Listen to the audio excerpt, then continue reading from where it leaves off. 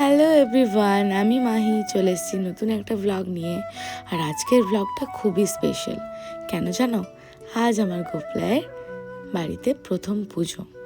ওকে নিয়ে এসেছি কয়দিন হলো, তো একটা ছোট্ট করে পুজোর আয়োজন করেছি ওর জন্য।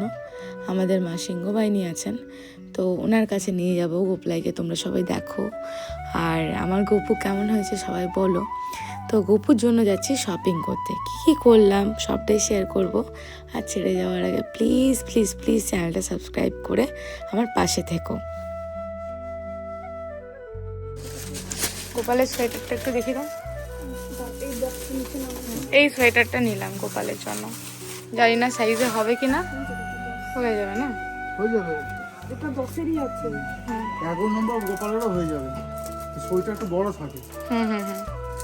ওটা নিলাম, আরো বাদ বাকিগুলো নিতে হবে। দেখি কোথায় কি পাওয়া যাবে। আমার শপিং মোটামুটি কমপ্লিট হয়ে গেছে। আমি জামা কাপড় সব নিয়ে নিয়েছি, এবার একটা সিংহাসন দেখবো। আর ওই যে গোপালের জামা কাপড় এই এত কিছু এগুলো রাখবার জন্য বক্স টাইপের কিছু একটা দেখবো। সেটা দোকান খুঁজছি কোথায় আছে, সেন্সেস যেতে হবে। আমি ওখানে দেখেছিলাম এই টাইপের আছে। খুব সুন্দর সুন্দর জামা পেয়েছি, আর এর থেকে ভালো জামা আমি পুরীতে পেয়েছি। তো পুরীতে আমি ভেবেছিলাম কি আসানসোলে বেশ ভালো পাবো, কিন্তু এখানে এসে দেখি ওখানে ভালো ছিল। প্রচুর ভিড়।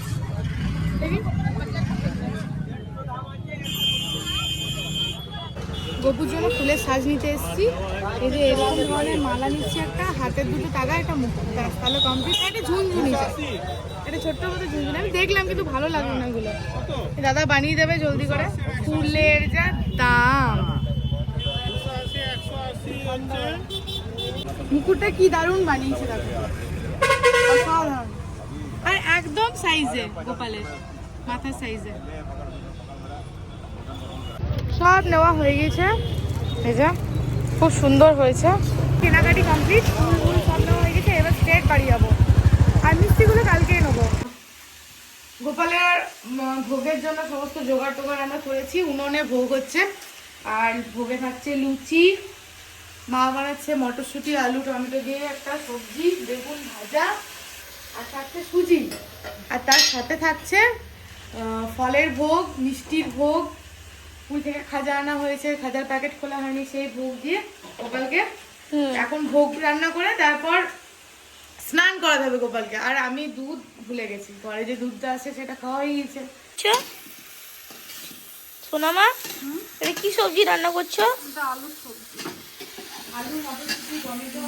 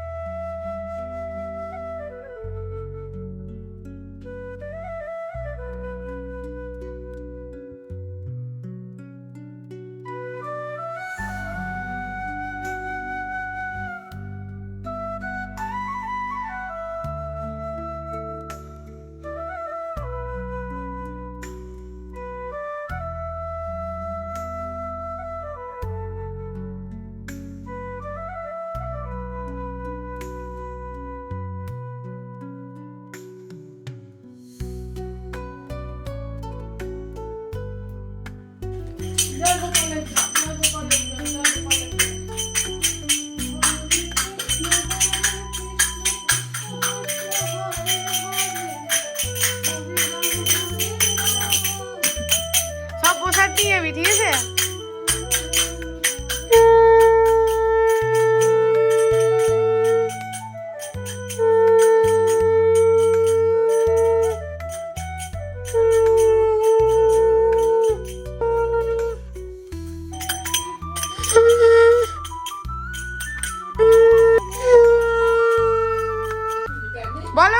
গোপালের জয়, গোপালের জয়, জয় গোপালের জয়, গোপালের জয়।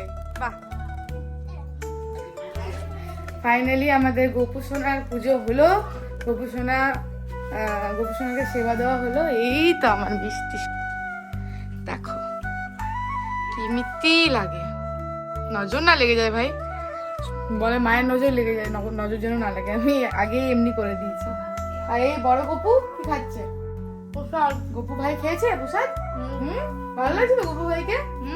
বাহ, তুমি খুশি তো? তুমি বলছিলে, জুড়ে বলছিলে মাম্মি আমার কেন ভাই বোনু নেই। ভাই বোনু কি করে দেবো, দিয়ে দিলাম তো।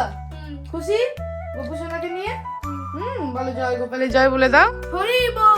জয় গোপালের জয়, জয় গোপালের জয়। হ্যাঁ, জয় গোপু সোনার জয়।